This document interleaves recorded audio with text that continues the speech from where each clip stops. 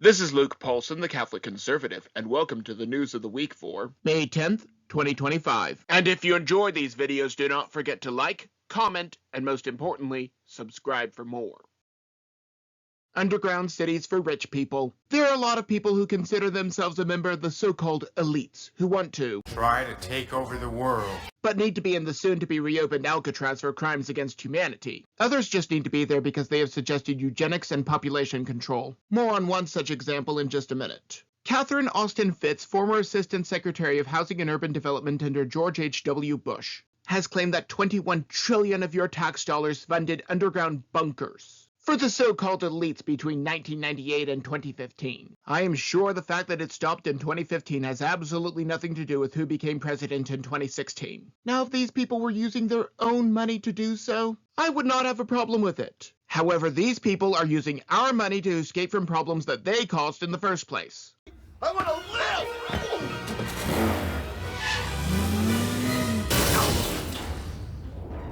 Hold him, men. Make sure he stays here like a good soldier.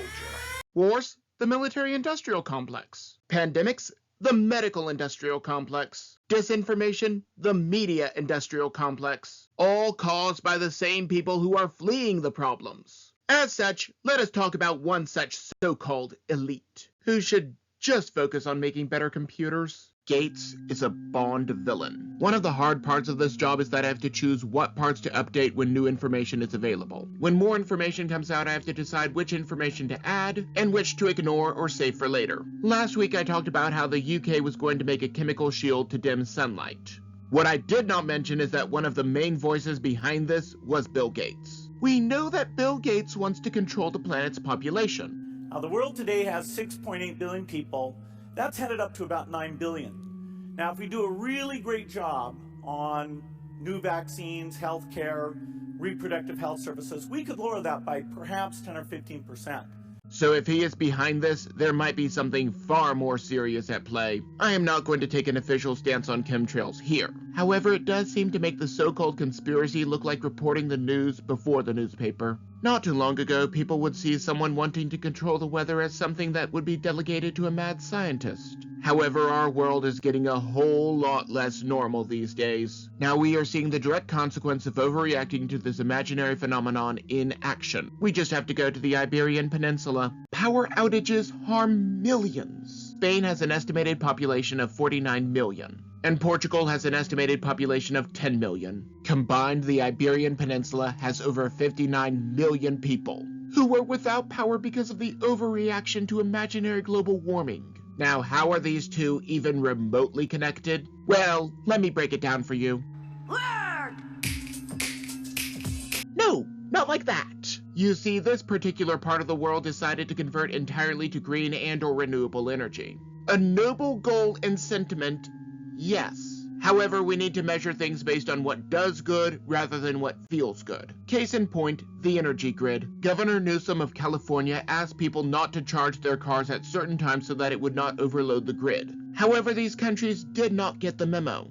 And countless people were without power because of a major blackout. This even included hospitals that scrambled for generators during the blackout. The environmentalists even blew up perfectly good nuclear reactors. All because people were overreacting to imaginary global warming. Global warming, something that will kill us all even if the models have never come to fruition and never will. Now, while global warming is nothing but fake news, President Donald Trump is legally eliminating two major branches of fake news. Cutting the fake news. President Trump, like all logical Americans, has no patience for the fake news. Now, not only is there no constitutional authority for government-run media, like NPR, nor is there constitutional authority for government-funded media, like PBS. President Trump has signed an executive order that cuts funding to these two members of Operation Mockingbird. Operation Mockingbird is here to remind you to never question the official narrative.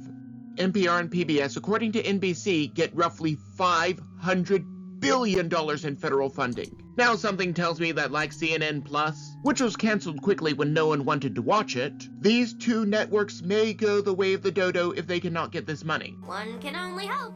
The best way to defeat these two monsters is by starving them to death. They could just report the real news and they would get plenty of people to watch, and thus have no need for federal funds. However, they want to report fake news, which normal Americans do not want to watch, and thus they need federal funds. Now, while President Trump, on the advice of the Department of Government Efficiency, or DOGE, is cutting massive programs and working to cut entire departments, Congress has to put these changes into law. Budget and tax cuts. Now, one of the main reasons that I had trouble getting onto the Trump train back in 2015 was because at the time I was a libertarian. Now I just consider myself a conservative libertarian. However, the alliteration of Catholic conservative sounds much better. I eventually swallowed my pride because he was the best candidate that we had, who could actually win, and I have rarely looked back.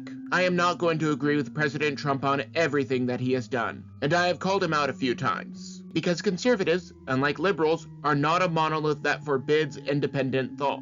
Now, while I understand that it is not just rhinos or Republicans in name only who have a problem with President Trump, but actual conservatives as well, we need to stand with him when he proposes these massive cuts to taxes and spending. There is room for debate, but we are fighting a much more powerful and dangerous foe, the deep state. So how do you define it? Well, the way I would define the deep state is an increased willingness by more and more government civil servants to pursue political objectives rather than stand up for the values of the institution they're a part of. They are not neutral. They're not politically neutral. And they are doing everything in their power to stop President Trump once and for all. And the only hope is for us to have a united front. To say nothing of the media that is against him at every turn, just like with this poor, doxed woman insulting a petulant child. There are a lot of words that only certain groups are allowed to say. If you are not in that group, you are not allowed to say the word. Case in point with a certain word that begins with the letter N. After a melanin-rich child stole something from her child with little melanin, the mother of the second child called the first child the dreaded N-word. Now, if both children had lots of melanin, it would have been another story. However, since a certain ethnicity used the N-word, it is somehow unacceptable. Show me a mother who, in exasperation, has not used an explicative in front of a child that she should not have said. Go ahead. I will wait. The list is certainly very short. Naturally, when Sharmarke Omar filmed the whole incident, he tried to dox the woman, for reasons that are known only to snowflakes like him. Fortunately, people are rallying behind the woman by donating to her Give, Send, Go, linked in the description. It's not about money. It's about sending a message. However, when it comes to children, sometimes it is about the money. Texas vouchers in place. Texas now has an official school voucher program. Vouchers allow the money to follow the students and not the district. Imagine if you had to buy all of your clothes only at the store in your particular neighborhood. What if the store on the other side of town had better options? What if your mom was able to make better clothes by hand? Nevertheless, you had to buy clothes only from this one store, which only has one style of ill-fitting clothes. Then all of a sudden you decide to go and buy clothes at the other store, or have your mom make your clothes. But you realize that the first store you were at, the taxpayer paid for everything. Now you have to pay for it yourself. This is just not right. Then all of a sudden, the government just gives you a check to pay for your clothes at any store that you want. That is how school vouchers work. Let us face facts. America's schools are underperforming, especially in minority communities. Vouchers will force the public schools to raise their standards or be shut down. I still do not know why the government is involved in education to begin with, but I digress. Speaking of money, we need to talk about how Ukraine is going to pay us back for everything that we have done for them. Ukrainian mining operation. $175 billion has been authorized by Congress for the Ukrainian war since 2022, according to the Council on Foreign Relations. That is a substantial amount. Now, the United States has secured rights to be paid back in minerals for what we spent. At first, Volodymyr Zelensky was very apprehensive about this idea, but he has since warmed up to the plan. Even he must realize that this is the most benefit that he could possibly get. If his goal is to protect his country, this is the best defense that money can buy. Even Vladimir Putin knows that it is a fool's errand to shoot at American mining operations. As such, nowhere that America is involved in extracting minerals will be struck by Russia. It is possible that Russia may not even want to risk poking that bear. One can only hope.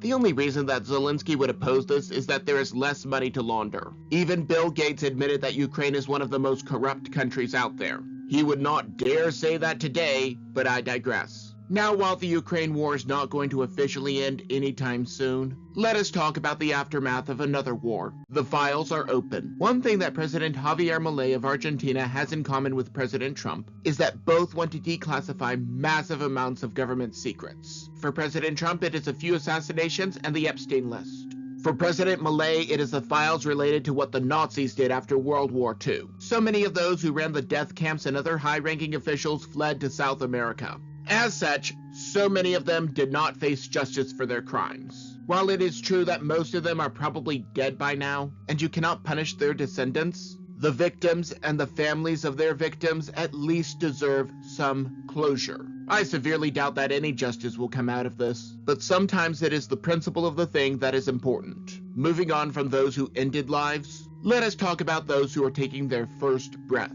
Bonus for babies. President Trump has floated the idea of granting $5,000 if a couple has a child. Now, this is one thing that I'm going to disagree with President Trump on, and warn that this plan could horribly backfire. Because unless you link the funds to a very specific number of conditions, you're just going to have unwed mothers and baby daddies all over the place. The official reason for this plan is that Americans are not reaching the necessary threshold to replace our population. Liberals have already pointed this out and used this to justify carting in all of the illegals. Yet this is the same party that wants to kill children in the womb. In truth, the solution to the problem of the low birth rate lies in the root of why it is so low. The root is a lack of respect for marriage. The fear of having kids either for finances or fear of imaginary climate change. Climate change, a definition so broad that it can describe any weather phenomenon. The solution is to return to marriage as God defined it, not as man's opinion defines it. Now let us talk about another way that President Trump is allocating tax dollars, something that could save countless lives. Ending gain of function. Remember when believing that the China virus was leaked from a lab was a so-called conspiracy theory? Pepperidge Farm remembers. Once this was confirmed, it was a conspiracy that the United States was funding the gain-of-function research at the lab. Now it is confirmed that not only did America fund it, but flip-flop Fauci knew about it the entire time. Let us think about this whole situation logically for a moment. These scientists have been making viruses deadlier just to test them, and somehow this is a good idea. According to James O'Keefe's team, even the drug companies in America are trying to make viruses deadlier. Now, after all of this time, President Trump has eliminated funding for gain-of-function research. What are the long-term consequences of this? 1. We will not be making viruses deadlier, and lives will be saved. 2. The next 4-year virus will not be nearly as bad. They have been trying to make bird flu or measles the 4-year virus. But people are largely not falling for it now. Even liberals are not talking about it. But one thing that liberals are talking about is international policy. Now, despite the fake news having been wrong about every economic policy of Joe Biden's administration and of President Trump, they are now trade experts. As such, let us talk about President Trump's so-called trade war with China.